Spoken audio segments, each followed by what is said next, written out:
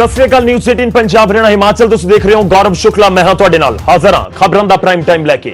खबरां दे prime time दे विच अज असीं जिक्र करांगे विधान सभा इजलास दी, पंजाब विधान सभा दे इजलास दी भी, हरियाणा विधान सभा दे इजलास दी भी। दरअसल कोरोना दे इस काल दे विच बहुत सारियां चीज़ां बंद ने, सिनेमा हॉल बंद ने ते कईयां लोकां दे रोजगार भी अजे भी लीहां दे उत्ते नहीं परते। जेकर बहुत सारियां ढिल दित्तियां गईयां ने उस दे उत्ते भी किंतु परंतु है, मतलब कि बहुत सारियां रिस्ट्रिक्शंस हैगियां ने, यानी कि पाबंदियां अजे भी हैगियां ने ते इस सब दे विचाले इजलास सद्दिया जा रहा है। इजलास का मतलब की हुंदा है? जदों विधान सभा बैठदी है तो पंजाब के लोगों की, हरियाणा के लोगों की, यानी कि आम लोगों की गल हुंदी है, तो इजलास तो बहुत जरूरी है। अज असीं इस मुद्दे उत्ते ही चर्चा करांगे कि विधान सभा का इजलास कि इस कोरोना काल के विचाले भी बहुत जरूरी सी, जिवें हुण सदन की तैयारी हो रही है। तो दूजा सवाल यह भी है कि होर ऑप्शनस की हो सकती हैं। स्कूल कॉलेज बंद ने, ऑनलाइन ऑप्शन है, उस तो बाद वीडियो कॉन्फ्रेंसिंग के जरिए वक्-वक् मीटिंग्स हो रही ने, ताकि वह भी बदल एक हो सकता है। इस दे उत्ते भी चर्चा होएगी, पर शुरुआत वड्डी खबर दे नाल करन जा रहे हैं। विधान सभा दे नाल जुड़ी हुई पंजाब विधान सभा ते हरियाणा विधान सभा दे नाल अज दी जुड़ी हुई वड्डी खबर जो है उस दे नाल शुरुआत। सब तो पहला उसते नजर, उस तो बाद चर्चा करांगे। कोरोना काल दे विच विधान सभा इजलास की तैयारी इस समय चल रही है। 3 सितंबर तो पहला पंजाब विधान सभा का इजलास सद्दिया जाएगा। स्पीकर पंजाब विधान सभा के राणा के पी सिंह उन्होंने वालों ऐलान किया गया है, हालांकि तरीकों का ऐलान होना अजे बाकी है। दूजे पासे असीं नजर मारीए हरियाणा की, तो हरियाणा च 26 और 27 अगस्त को जिहड़ा विधान सभा का इजलास हो सकता है। तरीका बाहर आ चुके हैं, हालांकि इस दे उत्ते जिहड़ा रस्मी तौर के उत्ते असीं औपचारिक तौर के उत्ते जिहड़ी मुहर कही जाती है वह हरियाणा की कैबिनेट दे विच लगेगी। हरियाणा कैबिनेट की बैठक वीरवार को होने जा रही है। तो उस तो पहला 26 ते 27 तरीक का जिक्र किया जा रहा है कि 26 और 27 तरीक को विधान सभा का इजलास होएगा। कोरोना काल दे विच की वाकई इस समय जरूरत है, इस सब दे उत्ते चर्चा होएगी। खास मेहमान जो ये पूरे विधान सभा की कार्रवाई नूं लैके हुक्म दिंदे ने वो साडे नाल इस समय मौजूद होणगे, उन्हां तों ही सवाल लवांगे। पर कुछ सवाल ने जिन्हां दे उत्ते अज चर्चा होएगी। सवाल एक एक करके वो भी तुहाडी टीवी स्क्रीन दे उत्ते आएंगे कि इस सवालों के उत्ते असीं जवाब लैण की कोशिश करांगे। सवाल पहला कि कोरोना काल च विधान सभा इजलास सद्दना चाहिए है, क्योंकि हर कोई यही सवाल कर रहा होएगा। दूजा सवाल यह भी कि जेकर इजलास सद लिया गया या सदन की तैयारी है, इसका मतलब यही कढ़िया जाए कि हुण हर तरह दी पाबंदियां हटाउण दा समा आ चुका है। कि ठीक है कोरोना हो गया, कोरोना की वजह से बहुत सारा असीं देखिया कि लॉकडाउन किया गया, शटडाउन होईयां ने चीज़ां, क्या हुण बाहर निकलण दा समा आ गया कि हुण वो समा आ गया कि सब पाबंदियां हटा दो, लोग खुद सब कुछ डिसाइड करन। ते सवाल तो यह भी है कि विधान सभा इजलास दे डिजिटल बदल ते की विचार होना चाहिए है। हालांकि ये बहुत एक बड़ा बदल होएगा। मैंबर बहुत होंगे ने, पंजाब विधान सभा का असीं जिक्र करिए तो 117 मैंबर हैगे ने विधान सभा हल्के, 117 पंजाब दे विच, हरियाणा च 90 हल्के ने। तो सवाल यही है कि जेकर ये बदल हो सकता है एक डिजिटल प्लेटफॉर्म के उत्ते, प्लेटफॉर्म के तौर के उत्ते बदल हो सकता है, इस दे उत्ते अज असीं चर्चा करांगे।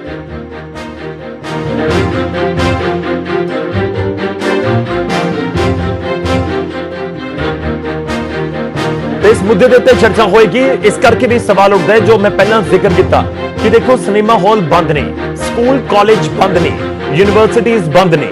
तो इस विचाले सवाल यही उठ रहा है कि क्यों ये बंद ने, या जेकर असीं एक फॉर्मेट, क्योंकि भी कहा गया कि सिटिंग अरेंजमेंट दे विच तब्दीलियां कीतियां जाणगियां जदों विधान सभा का इजलास सद्दिया जाता है। तो जिस तरीके नाल सिटिंग अरेंजमेंट्स दे विच तब्दीलियां करके असीं इजलास का जिक्र कर रहे हैं कि इजलास सद लेना चाहिए या सद्दिया जा रहा है, ताकि जिहड़ी दूजे पासे सिनेमा हॉल दे विच या स्कूल कॉलेजेस दे विच नहीं इस तरीके नाल विधान सभा के इजलास की दर उत्थे भी सिटिंग अरेंजमेंट्स चेंज करके नहीं सद्दिया जा सकता। खास तौर पर जिहड़ा मैं जिक्र करा जिहड़ियां हायर स्टडीज हैगियां ने, क्योंकि कोचिंग सेंटर्स नूं लैके लगातार मंग कर रहे हैं कि तुसीं कोचिंग सेंटर खोल दो। 5वीं 8वीं 10वीं तक दे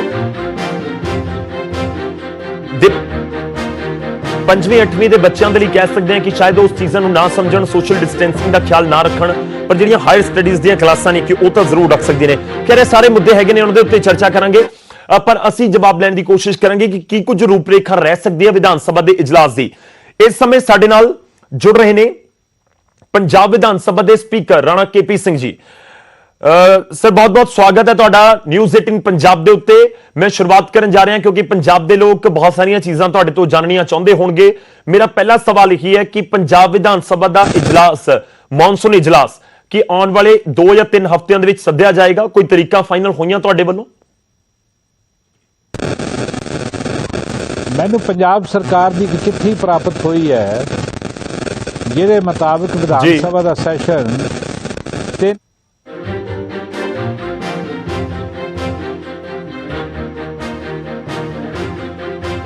जी ਰਾਣਾ ਕੇਪੀ ਜੀ ਮੈਂ ਥੋੜਾ ਜਿਹਾ ਤੁਹਾਨੂੰ ਰੋਕਣਾ ਚਾਹਾਂਗਾ ਤੁਹਾਡੀ ਆਵਾਜ਼ ਦੇ ਵਿੱਚ ਥੋੜੀ ਡਿਸਟਰਬੈਂਸ ਅਸੀਂ ਕੋਸ਼ਿਸ਼ ਕਰਾਂਗੇ ਕਿ ਦੁਬਾਰਾ ਤੁਹਾਡੇ ਨਾਲ ਅਸੀਂ ਰਾਬਤਾ ਕਾਇਮ ਕਰ ਸਕੀਏ ਜਿਹੜਾ ਤੁਸੀਂ ਜ਼ਿਕਰ ਕੀਤਾ ਕਿ ਕੈਪਟਨ ਸਰਕਾਰ ਦੀ ਤੁਹਾਡੇ ਕੋਲ ਚਿੱਠੀ ਪਹੁੰਚੀ ਹੈ ਇਸ ਦੇ ਉੱਤੇ ਅਸੀਂ ਚਰਚਾ ਕਰਾਂਗੇ ਸਵਾਲ ਅਸੀਂ ਜਿਹੜੇ ਪੁੱਛਣ ਦੀ ਕੋਸ਼ਿਸ਼ ਕਰਾਂਗੇ ਉਹਨਾਂ ਸਵਾਲਾਂ ਦੇ ਵਿੱਚੋਂ ਕੁਝ ਸਵਾਲ ਵੀ ਅਸੀਂ ਤੁਹਾਡੇ ਸਾਹਮਣੇ ਰੱਖ ਰਹੇ ਹਾਂ ਕਿ ਹੁਣ ਹਰ ਤਰ੍ਹਾਂ ਦੀਆਂ ਪਾਬੰਦੀਆਂ ਹਟਾਉਣ ਦਾ ਸਮਾਂ ਆ ਗਿਆ ਹੈ। ਇਹ ਸਵਾਲ ਇਸ ਕਰਕੇ ਹੈ ਕਿ ਬਹੁਤ ਸਮਾਂ ਹੋ ਗਿਆ। ਦੇਖੋ 22 ਮਾਰਚ ਨੂੰ ਪੰਜਾਬ ਦੇ ਵਿੱਚ ਲਾਕਡਾਊਨ ਕੀਤਾ ਗਿਆ ਸੀ ਜਦੋਂ ਦੇਸ਼ ਦੇ ਵਿੱਚ ਜਨਤਾ ਕਰਫਿਊ ਸੀ। 23 ਮਾਰਚ ਨੂੰ ਪੰਜਾਬ ਦੇ ਵਿੱਚ ਕਰਫਿਊ ਲਗਾ ਦਿੱਤਾ ਗਿਆ ਤੇ ਮਾਰਚ ਤੋਂ ਬਾਅਦ ਅਪ੍ਰੈਲ ਮਈ ਜੂਨ ਜੁਲਾਈ ਹੁਣ ਅਗਸਤ ਵੀ ਅੱਧਾ ਅਗਸਤ ਵੀ ਲੰਘ ਚੁੱਕਾ ਹੈ ਯਾਨੀ ਕਰੀਬ 5 ਮਹੀਨੇ ਦਾ ਸਮਾਂ ਹੋ ਚੱਲਿਆ ਹੈ। ਸਕੂਲ ਕਾਲਜਸ ਬੰਦ ਨੇ ਤੇ ਕਈ ਲੋਕਾਂ ਦੇ ਰੋਜ਼ਗਾਰ ਵੀ ਬੰਦ ਨੇ। ਖਾਸ ਤੌਰ ਤੇ ਅਸੀਂ ਸਿਨੇਮਾ ਦੇ ਨਾਲ ਜੁੜੇ ਲੋਕਾਂ ਦੀ ਗੱਲ ਕਹੀਏ ਅਸੀਂ ਜਿਹੜੇ ਸਵਿਮਿੰਗ ਪੂਲ ਖੈਰ ਗਰਮੀ ਦਾ ਮੌਸਮ ਆਲਮੋਸਟ ਨਿਕਲਣ ਨੂੰ ਹੈ ਉਹਨਾਂ ਦਾ ਵੀ ਕਿਤੇ ਨਾ ਕਿਤੇ ਜਿਹੜਾ ਕੰਮਕਾਰ ਬਹੁਤ ਪ੍ਰਭਾਵਿਤ ਹੋਇਆ ਹੋਏਗਾ। ਤਾਂ ਇਸ ਕਰਕੇ ਅਸੀਂ ਅੱਜ ਇਸ ਚਰਚਾ ਨੂੰ ਕਰ ਰਹੇ ਹਾਂ ਕਿ ਸਿਟਿੰਗ ਅਰੇਂਜਮੈਂਟਸ ਦਾ ਕੀ ਫਾਰਮੂਲਾ ਅਪਣਾਉਣ ਜਾ ਰਹੀ ਹੈ ਸਰਕਾਰ ਜਾਂ ਵਿਧਾਨ ਸਭਾ ਦੀ ਜਿਹੜੇ ਪ੍ਰਸ਼ਾਸਕ ਨੇ ਉਹਨਾਂ ਦੇ ਵੱਲੋਂ ਕੀ ਕੁਝ ਇਸ ਦੇ ਉੱਤੇ ਪੂਰਾ ਪਲਾਨ ਕੀਤਾ ਜਾ ਰਿਹਾ ਹੈ। ਅਸੀਂ ਉਹ ਵੀ ਕੋਸ਼ਿਸ਼ ਕਰਾਂਗੇ ਕਿ ਉਹ ਵੀ ਉਹਨਾਂ ਤੋਂ ਸਮਝੀਏ ਪਰ ਉਸ ਤੋਂ ਪਹਿਲਾਂ ਵੀ ਸਵਾਲ ਕੀ ਹੈ ਕਿ ਕਦੋਂ ਵਿਧਾਨ ਸਭਾ ਦਾ ਇਜਲਾਸ ਹੋਏਗਾ। ਪੰਜਾਬ ਵਿਧਾਨ ਸਭਾ ਦਾ ਇਜਲਾਸ ਕਦੋਂ ਹੋਣ ਜਾ ਰਿਹਾ ਹੈ ਤਾਂ ਕਰੋਨਾ ਕਾਲ ਦੇ ਵਿੱਚ ਵਿਧਾਨ ਸਭਾ ਦਾ ਇਜਲਾਸ ਕਿੰਨਾ ਜ਼ਰੂਰੀ ਹੈ ਇਹ ਵੀ ਅਸੀਂ ਸਮਝਣ ਦੀ ਕੋਸ਼ਿਸ਼ ਕਰਾਂਗੇ। ਸਾਡੇ ਨਾਲ ਰਾਣਾ ਕੇਪੀ ਜੀ ਜੁੜੇ ਹੋਏ ਨੇ ਤੇ ਨਾਲ ਹੀ ਕੁਝ ਹੀ ਪਲਾਂ ਦੇ ਵਿੱਚ ਸਾਡੇ ਨਾਲ ਹਰਿਆਣਾ ਵਿਧਾਨ ਸਭਾ ਦੇ ਸਪੀਕਰ ਗਿਆਨਚੰਦ ਗੁਪਤਾ ਜੀ ਵੀ ਜੁੜਨਗੇ। ਮੈਂ ਇੱਕ ਵਾਰ ਫਿਰ ਤੋਂ ਰੁਕ ਕਰਦਾ ਹਾਂ। ਰਾਣਾ ਕੇਪੀ ਜੀ ਲਗਾਤਾਰ ਸਾਡੇ ਨਾਲ ਨੇ। ਸਰ ਤੁਹਾਡੀ ਆਵਾਜ਼ ਦੇ ਵਿੱਚ ਥੋੜੀ ਦਿੱਕਤ ਸੀ ਜਿਹੜੀ ਟੈਕਨੀਕਲ ਇਸ਼ੂ ਸੀ ਸਮਝਣਾ ਚਾਹਾਂਗੇ ਕਿ ਕਦੋਂ ਪੰਜਾਬ ਵਿਧਾਨ ਸਭਾ ਦਾ ਇਜਲਾਸ ਸੱਦਿਆ ਜਾ ਰਿਹਾ ਹੈ।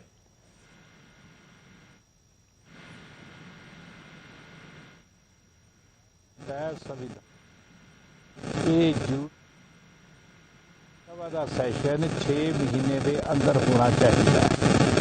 3 ਸਤੰਬਰ ਨੂੰ ਪਿਛਲੇ ਸੈਸ਼ਨ ਹੋਏ ਤੋਂ ਬਾਅਦ 6 ਮਹੀਨੇ ਦੀ ਮਿਆਦ ਖਤਮ ਹੋ ਰਹੀ ਹੈ। ਇਸ ਕਰਕੇ ਜੀ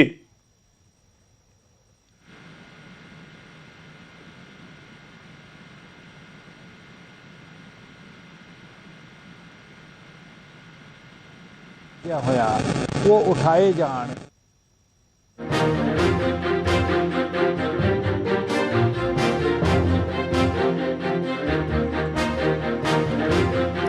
ਤਾਂ ਟੈਕਨੀਕਲ ਕੋਈ ਇਸ਼ੂ ਲੱਗ ਰਿਹਾ ਕਿ ਆਵਾਜ਼ ਉਹਨਾਂ ਦੀ ਨਹੀਂ ਆ ਪਾ ਰਹੀ ਪਰ ਜਿੰਨਾ ਉਹਨਾਂ ਨੇ ਜ਼ਿਕਰ ਕੀਤਾ ਉਹਨਾਂ ਦੇ ਵੱਲੋਂ ਕਿਹਾ ਜਾ ਰਿਹਾ ਕਿ 6 ਮਹੀਨੇ ਦੇ ਵਿੱਚ ਜ਼ਰੂਰੀ ਹੁੰਦਾ ਵਿਧਾਨ ਸਭਾ ਦਾ ਇਜਲਾਸ ਸੱਦਣਾ ਤੇ ਉਸ ਦੀ ਮਿਆਦ ਖਤਮ ਹੋ ਰਹੀ ਹੈ 6 ਮਹੀਨੇ ਦੀ।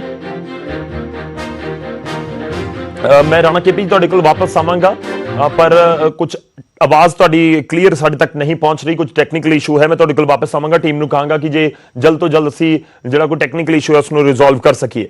ਸਾਡੇ ਨਾਲ ਇਸ ਸਮੇਂ ਗਿਆਨਚੰਦ ਗੁप्ता जी भी जुड़े हुए ने जो कि हरियाणा विधानसभा के स्पीकर ने। गुप्ता जी बहुत बहुत स्वागत है आपका। बहुत बहुत धन्यवाद। और समझना चाहूंगा जो लोग भी सवाल का जवाब जानना चाहते हैं कि इस कोरोना के काल में बहुत सारी चीजें बंद हैं लेकिन क्या इस बीच भी जरूरी है कि हम सत्र बुलाएं विधानसभा का और कब यह सत्र होगा? क्या 26 और 27 तारीख को फाइनल माना जाए हरियाणा में? देखिए इस बात का निर्णय तो कैबिनेट करेगी कि विधानसभा का सत्र कौन सी तारीख को होगा, लेकिन इतना जरूर है कि हम विधानसभा का सत्र इस कोरोना काल के अंदर भी सभी नियमों का पालन करते हुए सोशल डिस्टेंसिंग मेंटेन करते हुए हम बनाने के लिए तैयार है। हमने पूरी तैयारी कर ली है जी। और जहां सोशल डिस्टेंसिंग के लिए हमने प्रोविज़न किया है कि जो विधानसभा के अंदर जो हमारी विजिटर गैलरी है या दर्शक दीर्घा है उस दर्शक दीर्घा का इस्तेमाल और जो स्पीकर्स गैलरी है उसका भी हम इस्तेमाल अपने आदरणीय माननीय सदस्यों के बैठने के लिए करके हम विधानसभा का सत्र बड़ी आसानी से कर सकते हैं और उसके लिए हमने सारे प्रोविजंस कर लिए हैं। जी ठीक है। तो इस समय ਸਾਡੇ ਨਾਲ ਰਾਣਾ ਕੇਪੀ ਜੀ ਵੀ ਜੁੜ ਚੁੱਕੇ ਨੇ ਪੰਜਾਬ ਵਿਧਾਨ ਸਭਾ ਦੇ ਸਪੀਕਰ ਨੇ।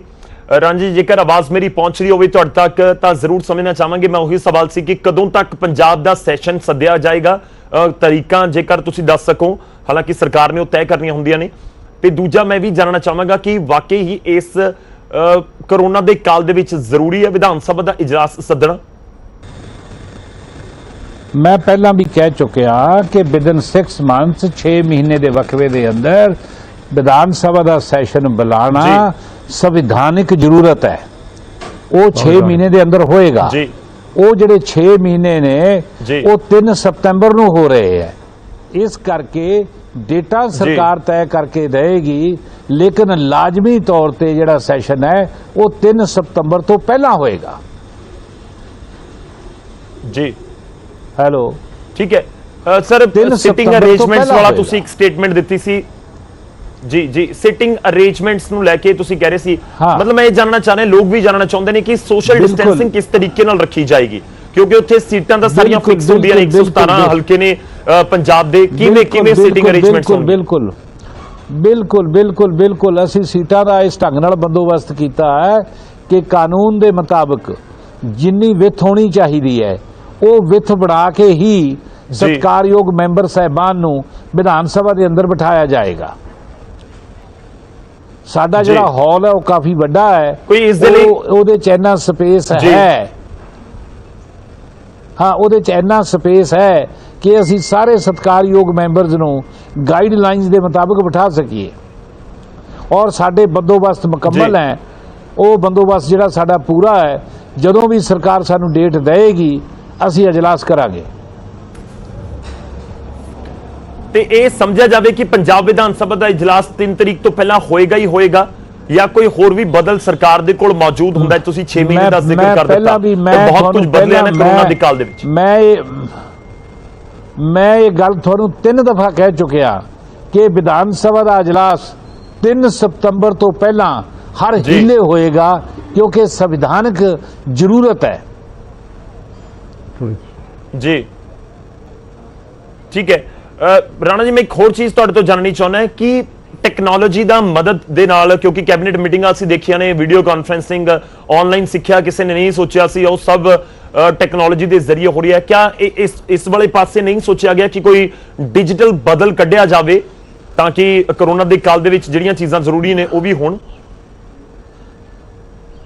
ਨਹੀਂ, ਅਸੀਂ ਜੋ ਯੂਨੀਅਨ ਹੈਲਥ ਮਿਨਿਸਟਰੀ ਦੀਆਂ ਜੋ ਗਾਈਡਲਾਈਨਸ ਹੈ ਅਸੀਂ ਉਹਨਾਂ ਨੂੰ ਮੱਦੇਨਜ਼ਰ ਰੱਖ ਕੇ, ਉਹਨਾਂ ਨੂੰ ਧਿਆਨ 'ਚ ਰੱਖ ਕੇ ਹੀ ਇਹ ਕਰਾਂਗੇ, ਉਹਨਾਂ ਨੂੰ ਧਿਆਨ 'ਚ ਰੱਖ ਕੇ ਹੀ ਕਰਾਂਗੇ। ਇਸ ਕਰਕੇ ਇਹ ਜ਼ਰੂਰੀ ਨਹੀਂ ਹੈ ਕਿ ਅਸੀਂ ਇਹਨੂੰ ਡਿਜੀਟਲ ਤੌਰ ਤਰੀਕਿਆਂ ਨਾਲ ਕਰੀਏ, ਉਹਨਾਂ ਦੀ ਫਿਜ਼ੀਕਲ ਹਾਜ਼ਰੀ ਨਾ ਹੋਵੇ, ਉਹਨਾਂ ਦੀ ਫਿਜ਼ੀਕਲ ਹਾਜ਼ਰੀ ਦੇ ਨਾਲ ਵੀ ਇਹ ਕੀਤਾ ਜਾ ਸਕਦਾ ਹੈ। जी, ज्ञानचंद गुप्ता जी भी हमारे साथ हैं, लगातार बने हुए हैं, हरियाणा विधानसभा के स्पीकर। गुप्ता जी, मैं आपसे भी समझना चाहूंगा, क्या हरियाणा विधानसभा भी इसके बारे में कोई विचार नहीं कर रही? जो डिजिटल का हम जिक्र कर रहे हैं कि डिजिटलाइजेशन हर चीज में हो रहा है, और दूसरी तरफ यह भी कहा जा रहा है कि इस कोरोना के काल में कुछ ऐसी चीजें हुई हैं जो शायद किसी ने सोची भी नहीं थी। तो क्या ये वो दौर नहीं है जब सोचा जाए कि हाँ वाकई डिजिटलाइजेशन होना चाहिए? हमने हरियाणा में देखा है सारा, हिमाचल का मैं जिक्र करूं वहां पर भी सब कुछ कहीं ना कहीं डिजिटलाइजेशन हुआ पिछले कुछ दौर में। क्या हरियाणा भी इस तरीके से कुछ सोच रहा है या फिर सेशन बुलाना ही पड़ेगा? देखिए गौरव जी, मैं समझता हूं जो आगे आने वाला समय है वो डिजिटलाइजेशन का है, और हमारी जो विधानसभा है वो डिजिटलाइजेशन की ओर आगे बढ़ रही है। ऑलरेडी हमारी 2 मीटिंग जो हैं मिनिस्ट्री ऑफ पार्लियामेंट्री अफेयर्स के साथ हो चुकी हैं, और हम अपनी विधानसभा को जैसे हिमाचल की विधानसभा है उसी प्रकार से ई विधानसभा बनाने के लिए तैयारी कर रहे हैं। कई हमारे जो प्रेजेंटेशंस हो चुकी हैं सरकार के साथ, केंद्र सरकार के साथ भी मीटिंग हो चुकी हैं, और आने वाले कुछ टाइम के अंदर देखेंगे कि हरियाणा विधानसभा भी हिमाचल की विधानसभा की तरह ही डिजिटलाइज होगी। और मैं समझता हूं कि जहां इस सेशन की बात कर रहे हैं, नो डाउट कि ये सेशन डिजिटलाइजेशन तरीके से हो सकता है, लेकिन जब हमारे पास एक अल्टरनेट उपलब्ध है, हम उसको इफेक्टिव तरीके से सोशल डिस्टेंसिंग मेंटेन करते हुए, गवर्नमेंट की सारी गाइडलाइंस को मेंटेन करते हुए हम सत्र कर सकते हैं। तो मैं समझता हूं कि हमें जो आपसी मिलकर के वहां पर सत्र करने के लिए तैयारी करनी चाहिए, और वो हम कर रहे हैं। जहां तक नॉर्म्स की बात है, चाहे वो सैनिटाइजेशन ऑफ द हाउस है, चाहे वो मास्क लगाने की बात है, वो सारी जो इंस्ट्रक्शंस हैं, सारी गाइडलाइंस हैं, उसका हम फॉलो करेंगे। और जो विधानसभा का सत्र है वो निश्चित समय के ऊपर जैसा सरकार चाहेगी वैसा होगा। जी, इस बार नहीं हो पाएगा। जो कोरोना के काल में मैं जिक्र कर रहा हूं कि अगर बहुत सारी ऐसी एप्लीकेशंस आई हुई हैं, बहुत सारे हम देख रहे हैं कि वीडियो कॉन्फ्रेंसिंग के जरिए सब काम चल रहे हैं आज की डेट में। गुप्ता जी, मैं इसीलिए समझना चाह रहा था कि क्या इस बार पॉसिबल नहीं हो पाएगा? देखिए, इस बार तो सेशन बुलाना ही पड़ेगा और इस बार सेटिंग्स होंगी ही होंगी। देखिए गौरव जी, मैं समझता हूं कि टेक्नोलॉजी के अंदर अभी हमें उतनी एडवांस हम नहीं हुए।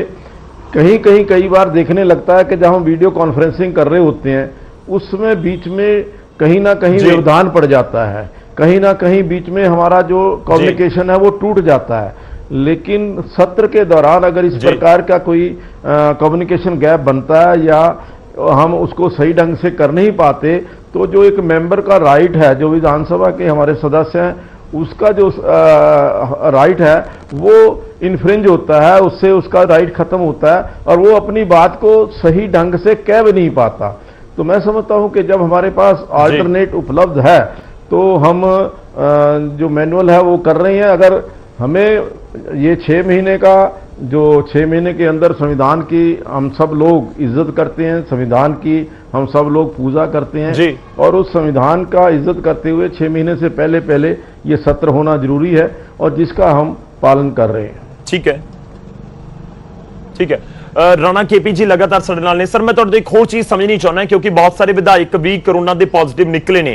एक दिन पहले ही डॉक्टर हरजोत कमल ਜਿਹੜੇ ਹੈਗੇ ਨੇ ਮੋਗਾ ਤੋਂ ਵਿਧਾਇਕ ਕਾਂਗਰਸ ਦੇ, ਉਹ ਵੀ कोरोना पॉजिटिव निकले ने। की रूपरेखा रहेगी सर? मैं भी समझना चाहना है कि ਜਿਹੜੀ ਇਹ ਸਿਟਿੰਗਸ ਦਾ ਅਰੇਂਜਮੈਂਟਸ ਕੀਤਾ ਜਾ ਰਿਹਾ ਹੈ ਜਾਂ ਤੁਸੀਂ ਕਹਿ ਰਹੇ ਹੋ ਕਿ ਸੈਸ਼ਨ ਹੋਏਗਾ ਹੀ ਹੋਏਗਾ, ਕਿ ਕੋਈ ਡਾਕਟਰਾਂ ਦੀ ਟੀਮ ਦੀ ਸਲਾਹ ਵੀ ਹੈ ਇਸ ਦੇ ਵਿੱਚ, ਤੇ ਦੂਜਾ ਕੋਈ ਟੈਸਟ ਨੂੰ ਲੈ ਕੇ ਕਿਵੇਂ ਸਕਰੀਨਿੰਗ ਹੋਏਗੀ ਵਿਧਾਇਕਾਂ ਦੀ, ਉਹਨਾਂ ਦੇ ਨਾਲ ਜਿਹੜੇ ਉਹਨਾਂ ਦੇ ਸਿਕਿਉਰਿਟੀ ਦੇ ਲੋਕ ਹੁੰਦੇ ਨੇ, ਜਿਹੜੇ ਸਕੱਤਰੇਤ ਦੇ ਵਿੱਚ ਹੋਰ EMPLOYEES ਹੁੰਦੇ ਨੇ, ਇਸ ਲੋਕ ਵੀ ਸਮਝਣਾ ਚਾਹੁੰਦੇ ਹੋਣਗੇ ਕਿ ਇੰਨੇ ਜ਼ਿਆਦਾ ਉੱਥੇ ਲੋਕ ਪਹੁੰਚਣਗੇ ਕਿ ਆਖਿਰ ਉਹ ਕਿਵੇਂ ਪੂਰਾ ਜਿਹੜਾ ਡੈਕੋਰਮ ਰੱਖਿਆ ਜਾਵੇਗਾ। मैं नहीं समझदा ये चिंता का विषय है ਜਿਹੜੀ ਗੱਲ ਤੁਸੀਂ ਕਰ ਰਹੇ ਹੈ। ਜਦੋਂ मैं एक बार ये गल कहती कि जो कुछ भी किया जाऊगा मिनिस्ट्री ऑफ हेल्थ दिया जो गाइडलाइंस हैं गवर्नमेंट ऑफ इंडिया दिया बिल्कुल उन्होंने मद्देनजर रख दिया जाएगा और साड़ी कबल तौर पर आई है। लेकिन फिर भी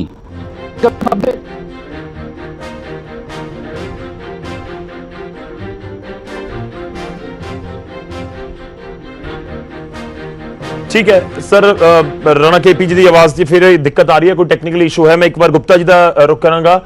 गुप्ता जी, मैं ये भी समझना चाहूंगा आपसे, जो मैं सवाल कर रहा था, देखिए बहुत सारे विधायकों का नाम आता है पंजाब के जो कोरोना पॉजिटिव हैं। हम देख रहे थे जो सेक्रेटरीट की बिल्डिंग है वहां पर भी कुछ एम्प्लॉयज पॉजिटिव हो गए थे।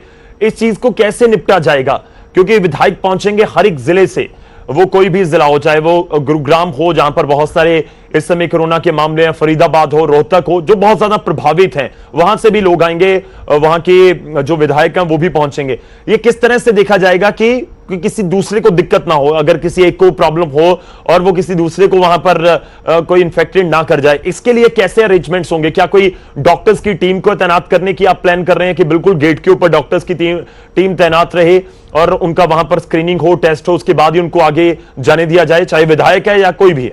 हाँ, देखिए गौरव जी, ये बिल्कुल सही है कि जहां एंट्री पॉइंट है, जहां से हम विधानसभा के परिसर में एंटर करेंगे, वहां पर डॉक्टर्स की टीम भी होगी, स्क्रीनिंग भी होगी, सैनिटाइजेशन भी होगी। उस दृष्टि से वहां उसके पूरे इंतजाम किए जाएंगे। और दूसरा, जहां तक दूसरे लोग साथी आने वाले हैं, हम सभी से रिक्वेस्ट करेंगे कि केवल विधायक ही विधानसभा परिसर के अंदर आएं और वो अपने इस विधानसभा सत्र के अंदर भाग लें, और जो उनके साथ उनका स्टाफ है या उनका जो गनमैन है या बाकी का स्टाफ है, उनकी एंट्री विधानसभा के अंदर बिल्कुल नहीं होगी। और जहां तक हमारे विधानसभा का स्टाफ है, वो ऑलरेडी हम 2 या 3 बार मतलब उन विधानसभा के स्टाफ की सैनिटाइजेशन का, उनकी पूरा हम उनके जो ऑफिस है उनकी सैनिटाइजेशन पूरी तरह से करवा रहे हैं। उसके बाद का हम पूरी तरह से ध्यान रखेंगे और जो भी सदस्य आएंगे, मेंबर आएंगे, उनकी पूरी स्क्रीनिंग टेस्टिंग के बाद ही उनको विधानसभा भवन के अंदर एंट्री दी जाएगी। ठीक है सर, ये सेशन के ऊपर हुआ, हालांकि मैं थोड़ा सा इससे हटकर एक सवाल जरूर पूछना चाहता हूं, अगर आप उसका जवाब दें। आरटीआई को लेकर जो आरटीआई डाली गई थी, जगह को लेकर 60-40 का जो पूरा रेशो है उसको लेकर, कि दस्तावेज हरियाणा के पास नहीं है, पंजाब कह रहा है कि दस्तावेज नहीं है जी, कुछ नहीं है, हम 1 भी इंच जमीन नहीं देंगे। अगर आप इसके ऊपर कोई कमेंट कर पाए, दस्तावेजों के बिना कैसे हरियाणा आगे की लड़ाई लड़ेगा सेक्रेटरीट में? देखिए गौरव, सचिवालय में गौरव जी, अगर कहीं ऐसी आरटीआई की इंफॉर्मेशन किसी ने दी है तो वो गलत दी है। हमारे पास सारे डॉक्यूमेंट्स हैं। उस जो बैठक है, उस मीटिंग की पूरी कार्रवाई हमारे पास है, जिस मीटिंग के अंदर ये निर्णय हुआ था कि 60% हिस्सा पंजाब को और 40% हिस्सा हरियाणा को मिलेगा, और कौन कौन सा हिस्सा, कौन कौन से रूम्स, कौन कौन सी जगह हरियाणा के पास रहेगी, कौन सी जगह पंजाब के पास रहेगी। इवन हमारे पास जो प्रोसीडिंग्स हैं उस मीटिंग की, उसके अंदर रूम नंबर दिए गए हैं, कमरा नंबर दिए गए हैं कि फलां कमरा पंजाब का होगा, फलां कमरा हरियाणा का होगा।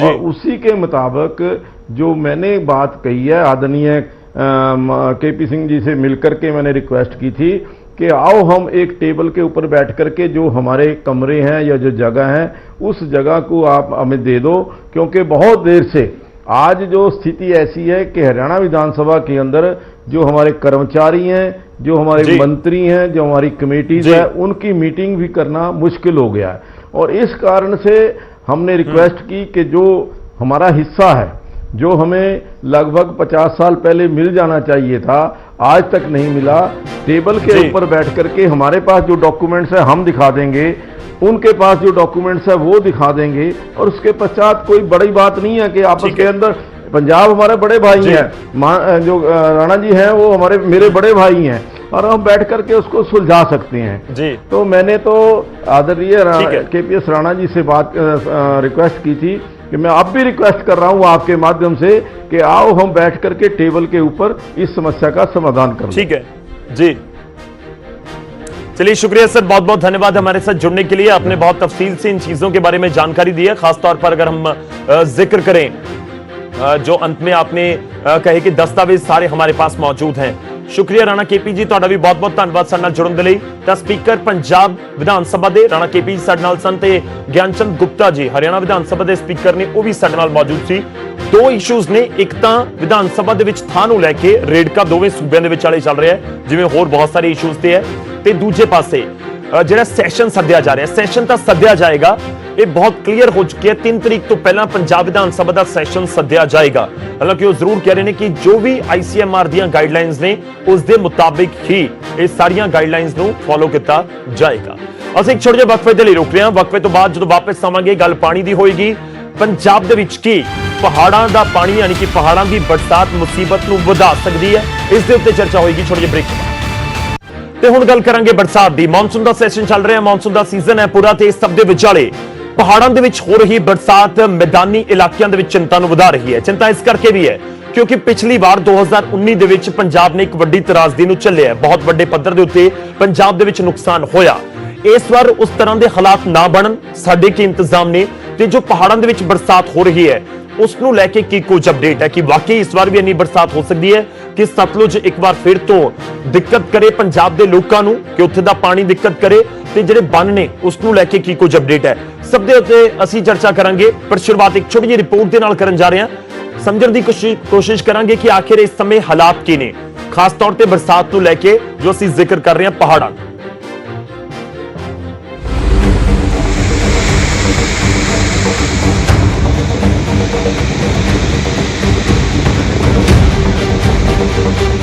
बारिश ਹੁਣ ਆਫਤ ਬਣ ਕੇ ਵਰ ਰਹੀ ਹੈ। ਹਿਮਾਚਲ ਦੇ ਕਈ ਇਲਾਕਿਆਂ ਦੇ ਵਿੱਚ ਹੋ ਰਹੀ ਜ਼ੋਰਦਾਰ ਬਰਸਾਤ ਹੁਣ ਮੁਸੀਬਤ ਬਣ ਰਹੀ ਹੈ।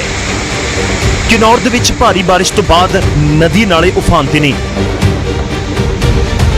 ਸਤਲੁਜ ਦਰਿਆ ਦਾ ਪਾਣੀ ਦਾ ਪੱਧਰ ਖਤਰੇ ਦੇ ਨਿਸ਼ਾਨ ਨੂੰ ਛੂਹਣ ਲੱਗਿਆ ਹੈ। ਉਧਰ ਹਿਮਾਚਲ ਦੇ ਪਹਾੜਾਂ ਦੇ ਵਿੱਚ ਲਗਾਤਾਰ ਹੋ ਰਹੀ ਬਾਰਿਸ਼ ਪੰਜਾਬ ਦੀਆਂ ਮੁਸ਼ਕਲਾਂ ਵੀ ਵਧਾਉਣ ਲੱਗੀ ਹੈ। ਸਤਲੁਜ ਨਦੀ ਤੇ ਬਣੇ ਨਾਥਪਾ ਝਾਖੜੀ ਡੈਮ ਤੋਂ 1500 ਕਿਊਸਿਕ ਪਾਣੀ ਛੱਡਿਆ ਜਾ ਚੁੱਕਿਆ ਹੈ।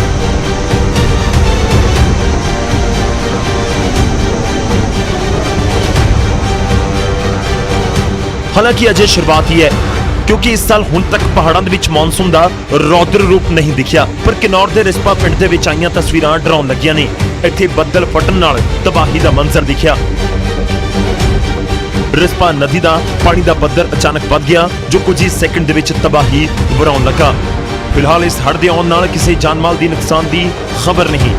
ਜ਼ਿਕਰ ਖਾਸ ਹੈ ਕਿ ਕਿਨੌਰ ਦੀਆਂ ਪਹਾੜੀਆਂ ਦੇ ਉੱਤੇ ਹਲਕੀ ਬਾਰਿਸ਼ ਦੇ ਦੌਰਾਨ ਪਹਾੜੀਆਂ ਦੇ ਬੱਦਲ ਫਟਣ ਦੀ ਸੰਭਾਵਨਾ ਬਣੀ ਰਹਿੰਦੀ ਹੈ।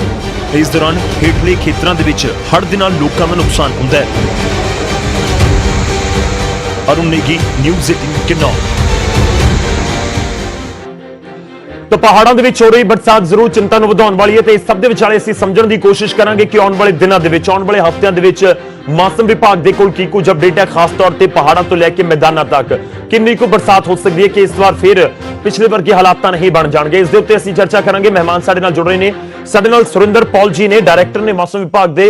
ਬਹੁਤ-ਬਹੁਤ ਸਵਾਗਤ ਹੈ ਸਰ ਤੁਹਾਡਾ। ਸਾਡੇ ਨਾਲ ਸਿਮਰਤ ਕਾਲੋਂ ਜੀ ਜੁੜ ਰਹੇ ਨੇ, ਜੋ ਕਿ ਚੇਅਰਪਰਸਨ ਨੇ department of geography Punjab university Chandigarh ਤੋਂ। ਸਿਮਰਤ ਜੀ ਤੁਹਾਡਾ ਵੀ ਬਹੁਤ-ਬਹੁਤ ਸਵਾਗਤ ਹੈ। ਤੇ ਇਸ ਦੇ ਨਾਲ ਹੀ ਸਾਡੇ ਨਾਲ ਨਵੀਨ ਪਟਨਾਗਰ ਜੀ ਜੁੜ ਰਹੇ ਨੇ, ਜੋ ਕਿ ਰਿਟਾਇਰਡ ਡੀਆਈਜੀ ਨੇ ਐਨਡੀਆਰਐਫ ਤੇ। ਸਰ ਤੁਹਾਡਾ ਵੀ ਬਹੁਤ-ਬਹੁਤ ਸਵਾਗਤ ਹੈ। ਸੁਰਿੰਦਰ ਪੌਲ ਜੀ, ਸ਼ੁਰੂਆਤ ਤੁਹਾਡੇ ਤੋਂ ਹੀ ਸਮਝਣਾ ਚਾਹਾਂਗੇ ਮੌਜੂਦਾ ਸਥਿਤੀ ਪਹਾੜਾਂ ਤੋਂ ਲੈ ਕੇ ਮੈਦਾਨਾਂ ਤੱਕ ਦੀ, ਹਿਮਾਚਲ ਤੋਂ ਲੈ ਕੇ ਪੰਜਾਬ ਤੱਕ ਦੀ ਕਿ ਸਥਿਤੀ ਬਰਸਾਤ ਨੂੰ ਲੈ ਕੇ, ਕਿ ਵਾਕਈ ਇਸ ਵਾਰ ਵੀ ਬਰਸਾਤ ਉਸ ਤਰੀਕੇ ਦੀ ਹੋ ਸਕਦੀ ਹੈ, ਕਿਉਂਕਿ ਜਾਣਕਾਰੀ ਮਿਲ ਰਹੀ ਸੀ ਕਿ ਆਉਣ ਵਾਲੇ ਦਿਨਾਂ 'ਚ ਬਰਸਾਤ ਬਹੁਤ ਹੈ। ਦੇਖੋ 48 ਘੰਟੇ ਵਿੱਚ ਜਿਹੜਾ ਪੰਜਾਬ ਦਾ ਨਾਰਦਰਨ ਪਾਰਟ ਹੈਗਾ, ਉੱਥੇ ਜਿਹੜੇ ਜ਼ਿਲ੍ਹੇ ਖਾਸ ਕਰ ਹਿਮਾਚਲ ਦੇ ਨਾਲ ਹੈਗੇ, ਉੱਥੇ ਚਾਂਸਸ ਹੈਗੇ ਕਿ ਹੈਵੀ ਰੇਨਫਾਲ ਹੋਣ ਦੇ ਚਾਂਸਸ ਹੈਗੇ। ਉਹਦੇ ਕਰਕੇ ਜਿਹੜਾ ਫਿਰ ਨਾਰਥ ਈਸਟ ਹਰਿਆਣਾ ਹੈ, ਉੱਥੇ ਵੀ ਚਾਂਸ ਹੈ। ਔਰ ਜਿਹੜਾ ਹਿਮਾਚਲ ਦੇ ਲੋਅਰ ਪਾਰਟ, ਲੋਅਰ ਹਿਮਾਚਲ ਹੈਗਾ, ਜਿੱਦਾਂ ਜਿਹੜਾ ਲੋਅਰ ਕੈਚਮੈਂਟ ਸਤਲੁਜ ਹੈਗਾ, ਉੱਥੇ ਵੀ ਚਾਂਸਸ ਹੈਗੇ ਕਿ ਅਗਲੇ 48 ਘੰਟੇ ਵਿੱਚ 48 ਤੋਂ 72 ਘੰਟੇ ਵਿੱਚ ਮੋਡਰੇਟ ਟੂ ਹੈਵੀ ਸ਼ਾਵਰ ਪੈਣ ਦੀ ਸੰਭਾਵਨਾ ਹੈਗੀ ਹੈ। ਲੇਕਿਨ ਜਿਹੜਾ ਅਪਰ ਕੈਚਮੈਂਟ ਹੈ ਸਤਲੁਜ ਦਾ, ਉੱਥੇ ਕੁਝ ਬਹੁਤ ਜ਼ਿਆਦਾ ਚਾਂਸਸ ਨਹੀਂ ਹੈਗੇ ਕਿ ਬਹੁਤ ਮੀਂਹ ਪੈਣ ਦੇ ਚਾਂਸਸ ਨਹੀਂ ਹੈਗੇ।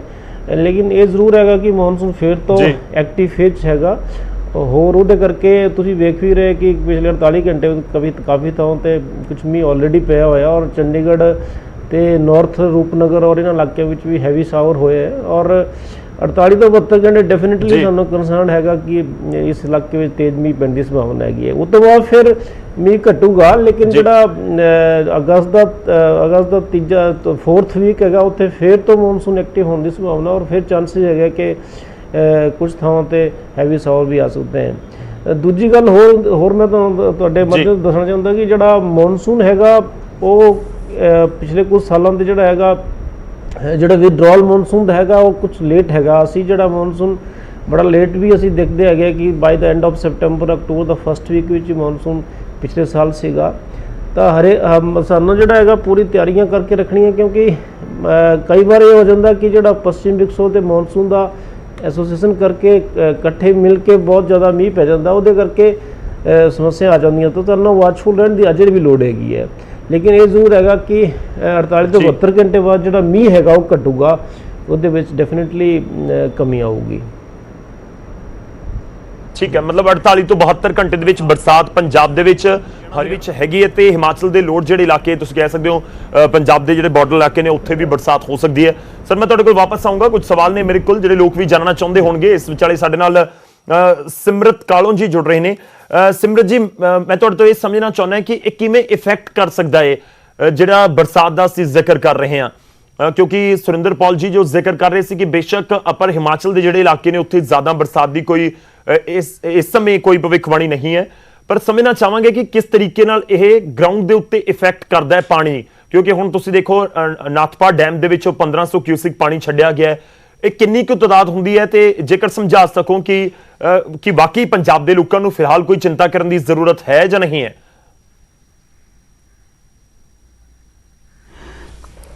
ਇਸ ਤਰ੍ਹਾਂ ਹੈ ਜੀ ਕਿ ਪੰਜਾਬ ਜਿਹੜਾ ਹੈ ਉਹ ਡਾਊਨ ਸਟ੍ਰੀਮ ਰੀਜਨ ਹੈਗਾ, ਔਰ ਜਿੰਨਾ ਵੀ ਬਰਸਾਤ ਜਿੰਨੀ ਵੀ ਬਰਸਾਤ ਹੁੰਦੀ ਹੈ ਪਹਾੜਾਂ ਦੇ ਵਿੱਚ, ਚਾਹੇ ਉਹ ਕਿन्नौर 'ਚ ਹੋ ਰਹੀ ਹੈ, ਚਾਹੇ ਉਹ ਸ਼ਿਮਲੇ ਹੋ ਰਹੀ ਹੈ, ਚਾਹੇ ਉਹ ਰਾਮਪੁਰ 'ਚ ਹੋ ਰਹੀ ਹੈ, ਅਲਟੀਮੇਟਲੀ ਉਹ ਪਾਣੀ ਸਾਰਾ ਇਕੱਠਾ ਹੋ ਕੇ ਪੰਜਾਬ ਆਣਾ ਹੈ, ਬਿਕੋਜ਼ ਸਤਲੁਜ ਨੇ ਪੰਜਾਬ ਦੇ ਵਿੱਚੋਂ ਹੀ ਲੰਘ ਕੇ ਜਾਣਾ ਹੈ। ਤੇ ਇਹ ਛੋਟੀਆਂ-ਛੋਟੀਆਂ ਸਟਰੀਮਸ ਜਿਹੜੀਆਂ ਨੇ ਵੱਖਰੇ ਹਿੱਸਿਆਂ 'ਚ ਹਿਮਾਚਲ 'ਚ ਮੀਂਹ ਜਿਹੜਾ ਪੈਂਦਾ ਰਹੇਗਾ, ਇਹ ਸਾਰਾ ਹੀ ਇਕੱਠਾ ਹੋ ਕੇ ਇੱਕ ਪੁਆਇੰਟ ਆਫ ਟਾਈਮ ਤੇ ਸਤਲੁਜ ਪਹੁੰਚੇਗਾ। ਹੁਣ ਰਸਤੇ ਵਿੱਚ ਅਸੀਂ ਕਈ ਡੈਮ ਵੀ ਬਣਾਏ ਹੋਏ ਨੇ। ਹੁਣ ਇਹ ਇਸ ਤੇ ਵੀ ਡਿਪੈਂਡ ਕਰਦਾ ਹੈ ਵੀ ਕਿਹੜੇ ਡੈਮ ਵਿੱਚ ਕਿੰਨੀ ਕੈਪੈਸਿਟੀ ਹੈਗੀ ਹੈ ਤੇ ਕਿੰਨਾ ਪਾਣੀ ਉਹ ਹੋਲਡ ਕਰ ਸਕਦਾ ਹੈ ਤੇ ਕਿੰਨਾ ਉਹ ਪਾਣੀ ਛੱਡਦਾ ਹੈ। ਪੰਜਾਬ ਦੇ ਵਿੱਚ ਪਾਣੀ ਇਸ ਤੇ ਡਿਪੈਂਡ ਕਰੇਗਾ, ਫਲੱਡ ਇਸ ਤੇ ਡਿਪੈਂਡ ਕਰੇਗਾ ਕਿ ਭਾਖੜਾ ਦੇ ਵਿੱਚੋਂ ਕਿੰਨਾ ਪਾਣੀ ਛੱਡਿਆ ਜਾਂਦਾ ਹੈ to come down to Punjab. So ਹਾਲਾਤ ਕੁਝ ਇਸ ਤਰ੍ਹਾਂ ਨੇ ਕਿ ਸਾਨੂੰ ਨੈਚੁਰਲ ਰੇਨਫਾਲ ਵਿਦਿਨ ਪੰਜਾਬ ਜਿਹੜੀ ਹੋ ਰਹੀ ਹੈ ਉਸ ਤੋਂ ਇੰਨਾ ਨੁਕਸਾਨ ਨਹੀਂ ਪਹੁੰਚਦਾ, ਬਲਕਿ ਜਿਹੜੀ ਬਾਰਿਸ਼ ਜ਼ਿਆਦਾ ਪਹਾੜਾਂ ਦੇ ਵਿੱਚ ਹੋਏਗੀ ਤੇ ਡੈਮ ਦੇ ਵਿੱਚੋਂ ਫਿਰ ਜਦੋਂ ਪਾਣੀ ਛੱਡਿਆ ਜਾਂਦਾ ਹੈ ਉਸ ਕਰਕੇ ਨੁਕਸਾਨ ਪਹੁੰਚਦਾ ਹੈ। ਇਹ ਇਸ ਲਈ ਵੀ ਹੈ ਕਿਉਂਕਿ ਆਮ ਤੌਰ ਤੇ ਜਿਹੜੇ ਦਰਿਆ ਹੈਗੇ ਨੇ ਉਹਨਾਂ ਤੇ ਤੁਸੀਂ ਬੰਦ ਜਿਹੜਾ ਬਣਾਇਆ ਗਿਆ ਹੈਗਾ, ਉਸ ਦਰਿਆ ਨੂੰ ਬਹੁਤ ਥੋੜੀ ਥਾਂ ਦਿੱਤੀ ਗਈ ਹੈ ਤੇ ਜਿਹੜਾ ਉਹਦਾ ਨਾਰਮਲ ਹੈ ਰਿਵਰ ਚੈਨਲ ਉਸ ਨੂੰ ਛੋਟਾ ਕਰ ਦਿੱਤਾ ਜਾਂਦਾ ਹੈ, ਸੋ ਦੈਟ ਜ਼ਿਆਦਾ ਏਰੀਆ ਜਿਹੜਾ ਹੈਗਾ ਉਹ ਸਾਡੇ ਕਿਸਾਨ ਜਿਹੜੇ ਨੇ ਉਹ ਫਸਲਾਂ ਬੀਜਣ ਲਈ ਯੂਜ਼ ਕਰ ਲੈਂਦੇ ਨੇ। ਹੁਣ ਇਸ ਦੇ ਫਾਇਦੇ ਵੀ ਹੈਗੇ ਤੇ ਨੁਕਸਾਨ ਵੀ ਹੈ। ਫਾਇਦੇ ਇਹ ਹੈ ਕਿ ਸਾਡੀ ਪੈਦਾਵਾਰ ਕਾਫੀ ਵੱਧ ਜਾਂਦੀ ਹੈ, ਜਿਹੜੀ ਜ਼ਮੀਨ ਪਹਿਲਾਂ ਵੇਸਟ ਪਈ ਹੁੰਦੀ ਸੀਗੀ ਉੱਥੇ ਅਸੀਂ ਪੈਦਾਵਾਰ ਕਰ ਲੈਂਦੇ ਹਾਂ। ਪਰ ਨੁਕਸਾਨ ਇਹਦਾ ਇਹ ਹੈ ਕਿ ਜਦੋਂ ਵੀ ਹੜ੍ਹ ਆਣੇ ਨੇ ਜਾਂ ਦਰਿਆ ਦੇ ਵਿੱਚ ਪੂਰਾ ਪਾਣੀ ਆਏਗਾ ਤੇ ਦਰਿਆ ਨੇ ਤੇ ਆਪਣਾ ਪੂਰਾ ਇਲਾਕਾ ਜਿਹੜਾ ਹੈ ਉਹ ਕੁਦਰਤੀ ਤੌਰ ਤੇ ਲੈ ਹੀ ਲੈਣਾ ਹੈ। ਸੋ ਜਿਹੜਾ ਇਲਾਕਾ ਨਾਲ ਲੱਗਦਾ ਹੋਏਗਾ ਉਹਦੇ ਵਿੱਚ ਫਲੱਡ ਨੈਚੁਰਲ ਪ੍ਰੋਸੈਸ ਹੈਗਾ, ਉਹਦੇ ਵਿੱਚ ਆਂਦਾ ਹੀ ਆਂਦਾ ਹੈ। ਸੋ ਦਿਸ ਇਜ਼ ਦ ਸਿਚੁਏਸ਼ਨ। ਹੁਣ ਇਹਦਾ ਅਸਰ ਕੀ ਪਏਗਾ? ਫੋਰਚੂਨੇਟਲੀ ਸੁਰਿੰਦਰ ਪੌਲ ਜੀ ਸਾਡੇ ਨਾਲ ਜੁੜੇ ਹੋਏ ਨੇ। ਜੀ ਮੈਂ ਇੱਕ ਚੀਜ਼ ਹੋਰ ਸਮਝਣਾ ਚਾਹਾਂਗਾ ਤੁਹਾਡੇ ਕੋਲੋਂ।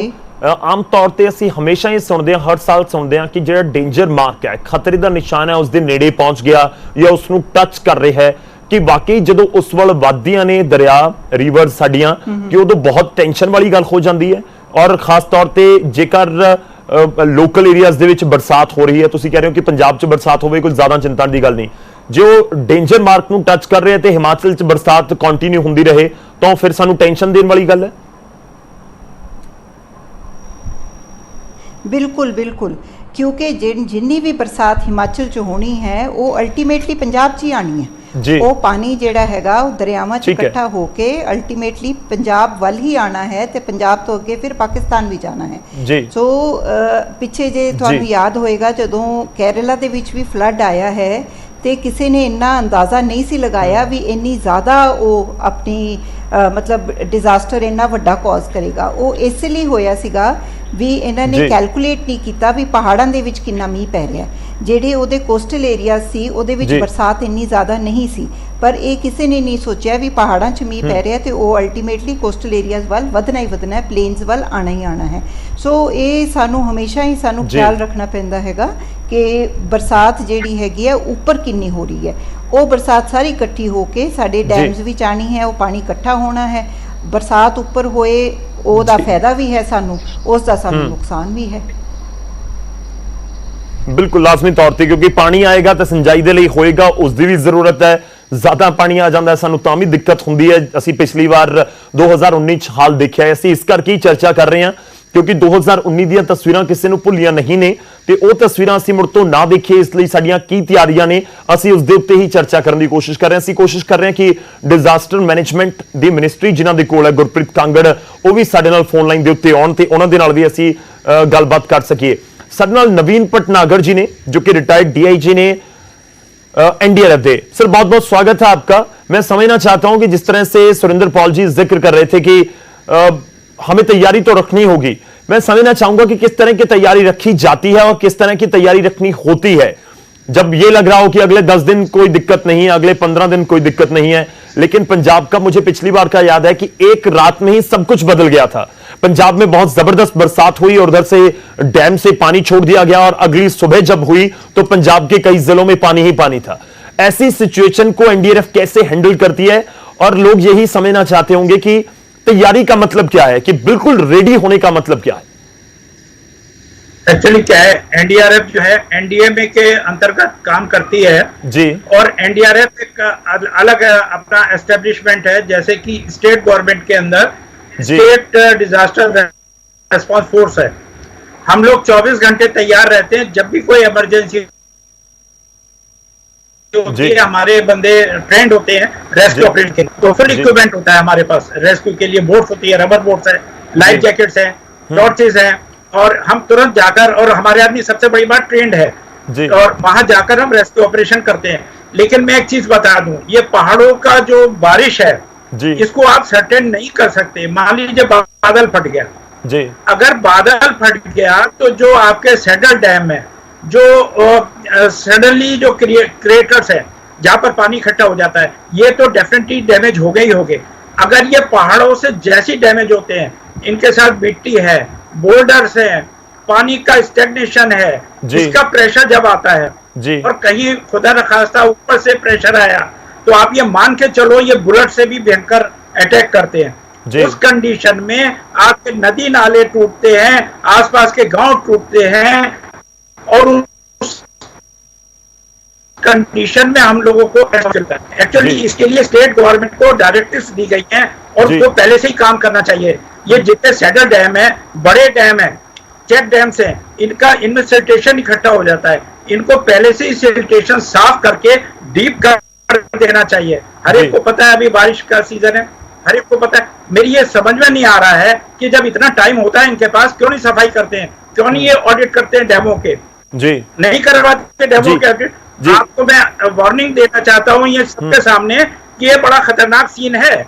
अगर जिस दिन बादल फट गया, आपने ऑडिट नहीं करवाया, आपने इसको चेक नहीं करवाया, तो मैं आपको बड़ी जिम्मेदारी से बताऊंगा इस नेशन चैनल पे कि बहुत खतरनाक सिचुएशन क्रिएट कर देगा। भी टाइम लोगों को जागना चाहिए जी। अकेले ये कह देने से कि साहब जो है हम जी जी सर, आप जिक्र कर रहे हैं कि ऑडिट नहीं हो पाता। मैं एक और चीज आपसे समझनी चाहूंगा कि देखिए, जो रिवर पूरा चैनल है, जो रिवर बह रही है, वो कई 100 किलोमीटर लंबी होगी, वो किसी भी पॉइंट के ऊपर जाकर टूट सकती है, जिस तरह हमने पंजाब में देखा था।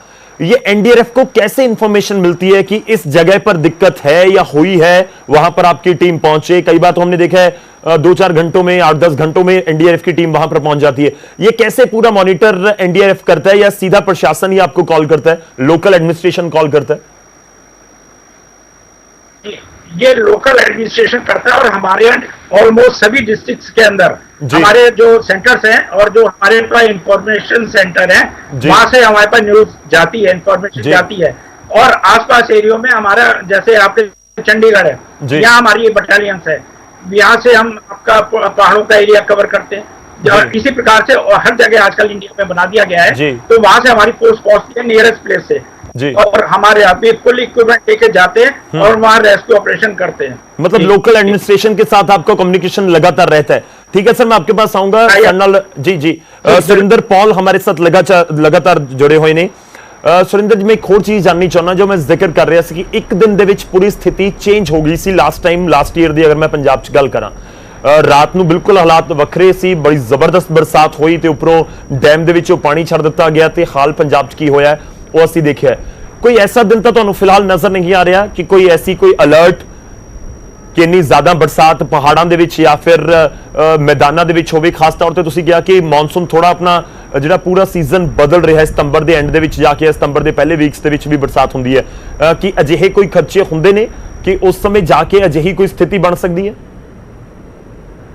ਦੇਖੋ, ਇਸ ਪਿਛਲੇ ਸਾਲ ਜਿਹੜਾ ਸੀਗਾ 22 ਤੋਂ 24 ਸਤੰਬਰ ਦੇ ਵਿੱਚ ਇਹ ਫਲੱਡ ਸਿਚੁਏਸ਼ਨ ਆਈ ਸੀਗੀ, ਔਰ ਉਸ ਟਾਈਮ ਤੇ ਹੋਇਆ ਸੀਗਾ ਕਿ ਜਿਹੜਾ ਪੰਜਾਬ ਦੇ ਜਿਹੜੇ ਨਿਚਲੇ ਜਿਹੜੇ ਜ਼ਿਲ੍ਹੇ ਹੈਗੇ ਆ, ਜਿਨ੍ਹਾਂ ਵਿੱਚ ਰੂਪਨਗਰ ਹੈਗਾ, ਮੋਹਾਲੀ ਹੈਗਾ, ਹੁਸ਼ਿਆਰਪੁਰ ਹੈਗਾ, ਤੇ ਨਾਲ ਦੇ ਜਿਹੜੇ ਇਲਾਕੇ ਸੀਗੇ ਉੱਥੇ ਵੀ ਬਹੁਤ ਜ਼ਿਆਦਾ ਮੀਂਹ ਪਿਆ ਸੀਗਾ।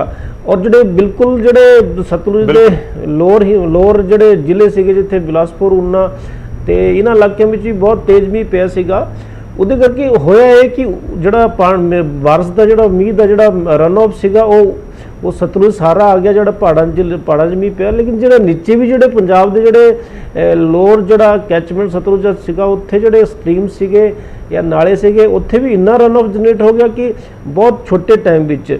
ਦੂਜਾ ਇਹ ਗੱਲ ਇੱਕ ਹੋਰ ਅੱਜ ਕੱਲ੍ਹ ਜਿਹੜਾ ਰੇਨਫਾਲ ਦੇ ਪੈਟਰਨ ਚੱਲੇ ਹੋਏ ਉਹ ਇੱਦਾਂ ਚੱਲੇ ਹੋਏ ਕਿ ਬਹੁਤ ਥੋੜੇ ਟਾਈਮ 'ਚ ਬਹੁਤ ਤੇਜ਼ ਮੀਂਹ ਪੈਂਦਾ ਹੈ, ਉਹਦੇ ਕਰਕੇ ਰਨ ਆਊਟ ਜ਼ਿਆਦਾ ਹੁੰਦਾ ਹੈ ਜੀ। ਉਹ ਪਿਛਲੇ ਸਾਲ ਹੋਇਆ ਸੀਗਾ। ਔਰ ਦੂਜੇ ਇਹ ਸੀਗਾ ਕਿ ਜਿਹੜਾ BBMB ਅਥਾਰਟੀ ਜਿਹੜੀ ਹੈਗੀ ਉਹ ਡੈਮਾਂ ਜਿਹੜਾ ਮੋਨੀਟਰ ਕਰਦੀ ਹੈ, ਰੈਗੂਲੇਟ ਕਰਦੀ ਹੈ ਪਾਣੀ ਨੂੰ, ਉਹ ਡੈਫੀਨੇਟਲੀ ਉਹ ਕਨਸਟੈਂਟਲੀ ਮੋਨੀਟਰ ਕਰ ਰਹੇ ਇਸ ਸਾਲ ਵਿੱਚ। ਔਰ ਅਸੀਂ ਵੀ ਪੂਰਾ ਵਾਚ ਕਰ ਰਹੇ ਹਾਂ ਸਿਚੁਏਸ਼ਨ ਨੂੰ। ਅਜੇ ਤੱਕ ਉਸ ਤਰ੍ਹਾਂ ਦਾ ਸਿਚੁਏਸ਼ਨ ਨਹੀਂ ਹੈ ਕਿਉਂਕਿ ਡੈਮ ਜਿਹੜੇ ਹੈਗੇ ਜਿੱਦਾਂ ਡਾਕਟਰ ਕਹਿਲਨ ਨੇ ਦੱਸਿਆ ਕਿ ਅੱਜ ਤੱਕ ਜਿਹੜੇ ਡੈਮ ਹੈਗੇ ਜਿਨ੍ਹਾਂ ਵਿੱਚ ਪਾਣੀ ਆਉਂਦਾ ਹੈ ਹਿਮਾਚਲ ਤੋਂ ਉਹ ਪੂਰਾ ਉਹਨਾਂ ਨੇ ਮੇਨਟੇਨ ਕੀਤਾ ਹੋਇਆ। ਅਜੇ ਤੱਕ ਜਿਹੜਾ ਡੈਮ ਦੀ ਕੈਪੈਸਿਟੀ ਹੈਗੀ ਆ ਉਹ ਅਜੇ ਤੱਕ ਠੀਕ ਹੈਗੀ ਹੈ, ਉਹਨਾਂ ਵਿੱਚ ਕਾਫੀ ਮਤਲਬ ਸਪੇਸ ਹੈਗਾ ਪਾਣੀ ਆਉਣ ਦਾ। ਅਜੇ ਡੈਮ ਭਰੇ ਨਹੀਂ ਹੈਗੇ, ਲੇਕਿਨ ਇਹ ਹੈ ਕਿ ਆਉਣ ਵਾਲੇ ਟਾਈਮ 'ਚ ਸਾਨੂੰ ਬਿਲਕੁਲ ਵਾਚਫੁਲ ਰਹਿਣਾ ਪਊਗਾ ਕਿਉਂਕਿ ਮੌਨਸੂਨ ਜਿਹੜਾ ਹੈਗਾ ਬਾਈ ਦਾ ਐਂਡ ਆਫ ਅਗਸਤ ਤੇ ਸੈਪਟੈਂਬਰ ਵਿੱਚ ਕਈ ਵਾਰ ਜਿਹੜਾ ਹੈਗਾ ਰਿਸੀਵ ਕਰਦਾ ਹੈਗਾ। ਲੇਕਿਨ ਅਜੇ ਤੱਕ ਸਿਚੁਏਸ਼ਨ ਇਦਾਂ ਦੀ ਨਹੀਂ ਹੈ ਕਿ ਬਹੁਤ ਤੇਜ਼ ਮੀਂਹ ਆਉਣ ਦੀ ਸੰਭਾਵਨਾ ਹੈਗੀ ਹੈ, ਜਿਹਦੇ ਕਰਕੇ ਤੁਸੀਂ ਕਹਿ ਰਹੇ ਹੋ ਕਿ ਆਉਣ ਵਾਲੇ ਦਿਨਾਂ ਦੇ ਵਿੱਚ ਕਰੰਟ ਸਿਚੁਏਸ਼ਨ ਐਸੀ ਨਹੀਂ ਹੈ ਕਿ ਬਹੁਤ ਜ਼ਿਆਦਾ ਕੋਈ ਦਿੱਕਤ ਹੋਵੇ। ਸਰ ਬਹੁਤ ਬਹੁਤ ਸ਼ੁਕਰੀਆ, ਧੰਨਵਾਦ ਸਾਡੇ ਨਾਲ ਜੁੜਨ ਦੇ ਲਈ। ਮੈਮ ਤੁਹਾਡਾ ਵੀ ਬਹੁਤ ਬਹੁਤ ਪ੍ਰੋਫੈਸਰ ਸਿਮਰਤ ਕਾਲੋਂ ਜੀ ਸਾਡੇ ਨਾਲ ਸੀ, ਮੈਮ ਤੁਹਾਡਾ ਵੀ ਬਹੁਤ ਬਹੁਤ ਧੰਨਵਾਦ ਸਾਡੇ ਨਾਲ ਜੁੜਨ ਦੇ ਲਈ। ਔਰ ਨਵੀਨ ਪਟਨਾਗਰ ਜੀ ਤੁਹਾਡਾ ਵੀ ਬਹੁਤ ਬਹੁਤ ਧੰਨਵਾਦ ਸਾਡੇ ਨਾਲ ਜੁੜਨ ਦੇ ਲਈ। ਦੇਖੋ ਤਿਆਰੀਆਂ ਪੂਰੀਆਂ ਹੋਣੀਆਂ ਚਾਹੀਦੀਆਂ ਨੇ, ਹਰ ਚੀਜ਼ ਦੇ ਲਈ ਕਿਹਾ ਜਾਂਦਾ ਹੈ, ਪਰ ਜਿਵੇਂ ਸੁਰਿੰਦਰਪਾਲ ਜੀ ਜ਼ਿਕਰ ਕਰ ਰਹੇ ਸੀ ਕਿ ਫਿਲਹਾਲ ਇਹ ਜੀ ਕੋਈ ਸਥਿਤੀ ਨਹੀਂ ਦਿਖ ਰਹੀ ਕਿ ਆਉਣ ਵਾਲੇ ਦਿਨਾਂ ਦੇ ਵਿੱਚ ਪਿਛਲੇ ਵਰਗੇ ਕੁਝ ਹਾਲਾਤ ਬਣ ਜਾਣ। ਤੇ ਸਮਰੱਥਾ ਡੈਮ ਦੇ ਵਿੱਚ ਵੀ ਹੈ, ਆਡਿਟ ਹੋਣਾ ਜ਼ਰੂਰੀ ਹੈ। ਬਹੁਤ ਸਾਰੇ ਪੁਆਇੰਟ ਨੇ, ਉਮੀਦ ਕਰਾਂਗੇ ਕਿ ਜਿਹੜੇ ਸੰਬੰਧਿਤ ਵਿਭਾਗ ਨੇ ਉਹਨਾਂ ਤੱਕ ਵੀ ਇਹ ਚੀਜ਼ਾਂ ਪਹੁੰਚਣਗੀਆਂ ਤੇ ਉਹ ਲਾਜ਼ਮੀ ਤੌਰ ਤੇ ਇਸ ਦੇ ਉੱਤੇ ਕੰਮ ਕਰ ਵੀ ਰਹੇ ਹੋਣਗੇ ਕਿ 2019 ਵਾਲੀ ਸਥਿਤੀ 2020 ਦੇ ਵਿੱਚ ਆ ਕੇ ਨਾ ਬਣੇ, ਕਿਉਂਕਿ ਆਲਰੇਡੀ 2020 ਨੇ ਸਾਨੂੰ ਬਹੁਤ ਕੁਝ ਦਿਖਾ ਦਿੱਤਾ ਹੈ। ਫਲੱਡ ਵਰਗੀ ਕੋਈ ਸਥਿਤੀ ਸਾਨੂੰ ਨਾ ਦੇਖਣ ਨੂੰ ਮਿਲੇ। ਪਰਮਾਤਮਾ ਕਰੇ ਇਸ ਤਰੀਕੇ ਨਾਲ ਹੋਵੇ। ਮੈਂ ਇੱਕ ਛੋਟੇ ਜਿਹੇ ਬ੍ਰੇਕ ਦੇ ਲਈ ਰੁਕ ਰਿਹਾ, ਬ੍ਰੇਕ ਬਾਅਦ ਫੌਰਨ ਹਾਜ਼ਰ ਹਾਂ। ਤਾਂ ਵੱਡੀ ਖਬਰ ਅਗਲੇ 48 ਘੰਟਿਆਂ ਦੇ ਵਿੱਚ ਪੰਜਾਬ ਦੇ ਜ਼ਿਆਦਾਤਰ ਹਿੱਸਿਆਂ ਦੇ ਵਿੱਚ ਭਾਰੀ ਬਰਸਾਤ ਦੀ ਜਿਹੜੀ ਚੇਤਾਵਨੀ ਉਹ ਜ਼ਰੂਰ ਜਾਰੀ ਕੀਤੀ ਗਈ ਹੈ। ਮੌਸਮ ਵਿਭਾਗ ਦੇ ਡਾਇਰੈਕਟਰ ਦੇ ਵੱਲੋਂ ਸੁਰਿੰਦਰਪਾਲ ਸਾਡੇ ਨਾਲ ਮੌਜੂਦ ਸਨ, ਉਹਨਾਂ ਨੇ ਇਸ ਦਾ ਜ਼ਿਕਰ ਕੀਤਾ ਕਿ 48 ਘੰਟੇ ਜ਼ਰੂਰ ਜਿਹੜੀ ਬਰਸਾਤ ਪੰਜਾਬ ਦੇ ਵੱਖ-ਵੱਖ ਥਾਵਾਂ ਦੇ ਉੱਤੇ ਭਾਰੀ ਬਰਸਾਤ ਹੋ ਸਕਦੀ ਹੈ। ਇਹ ਵੀ ਤੁਹਾਨੂੰ ਦੱਸ ਦਈਏ ਕਿ ਜਿਹੜੇ ਨਾਥਪਾ ਡੈਮ ਹੈ ਹਿਮਾਚਲ ਪ੍ਰਦੇਸ਼ ਦੇ ਵਿੱਚ ਉੱਥੋਂ ਜ਼ਰੂਰ ਪਾਣੀ ਛੱਡਿਆ ਗਿਆ 1500 ਕਿਊਸਿਕ। ਹਾਲਾਂਕਿ ਸਿੱਧੇ ਤੌਰ ਦੇ ਉੱਤੇ ਸਤਲੁਜ ਦੇ ਵਿੱਚ ਕੋਈ ਜ਼ਿਆਦਾ ਅਸਰ ਉਸਦਾ ਨਜ਼ਰ ਨਹੀਂ ਆਏਗਾ ਕਿਉਂਕਿ 1500 ਕਿਊਸਿਕ ਕਿਹਾ ਜਾ ਰਿਹਾ ਕਿ ਬਹੁਤ ਜ਼ਿਆਦਾ ਨਹੀਂ ਹੁੰਦਾ, ਪਰ ਦੂਜੇ ਪਾਸੇ ਉਹ ਚਿੰਤਾ ਨੂੰ ਜ਼ਰੂਰ ਵਧਾਉਣ ਵਾਲਾ ਸੀਗਾ ਕਿਉਂਕਿ ਪਿਛਲੀ ਵਾਰ ਦੀਆਂ ਤਸਵੀਰਾਂ ਹਰ ਕਿਸੇ ਨੂੰ ਯਾਦ ਨੇ। ਤੇ ਇਸ ਸਮੇਂ ਇਸ ਚਰਚਾ ਦੇ ਵਿੱਚ ਨਿਕਲ ਕੇ ਹੀ ਆਇਆ ਕਿ ਇੰਤਜ਼ਾਮ ਸਾਨੂੰ ਮੁਕੰਮਲ ਰੱਖਣੇ ਹੋਣਗੇ। ਖਾਸ ਤੌਰ ਤੇ NDRF ਦੇ ਜਿਹੜੇ ਨੁਮਾਇੰਦੇ ਸਾਡੇ ਨਾਲ ਸਾਬਕਾ DIG ਜੁੜੇ ਹੋਏ ਸਨ, ਉਹਨਾਂ ਨੇ ਇਸ ਦਾ ਜ਼ਿਕਰ ਕੀਤਾ ਕਿ ਆਡਿਟ ਹੋਣਾ ਚਾਹੀਦਾ ਹੈ ਡੈਮਸ ਦਾ ਸਮੇਂ-ਸਮੇਂ ਦੇ ਉੱਤੇ, ਕਿ ਜੇਕਰ ਸਥਿਤੀ ਇਸ ਤਰੀਕੇ ਦੀ ਨਹੀਂ ਹੈ ਪਰ ਕਦੋਂ ਬਣ ਜਾਏ ਇਹ ਨਹੀਂ ਪਤਾ। ਇਸ ਕਰਕੇ ਜਿਹੜੇ ਪ੍ਰਸ਼ਾਸਨ ਨੇ, ਪ੍ਰਬੰਧਕ ਨੇ, ਡੈਮ ਦੇ ਹੋਣ ਜਾਂ ਜਿਹੜੇ ਹੋਰ ਸੰਬੰਧਿਤ ਵਿਭਾਗ ਨੇ, ਉਹਨਾਂ ਨੂੰ ਅਲਰਟ ਤਾਂ ਜ਼ਰੂਰ ਰਹਿਣਾ ਹੋਵੇਗਾ।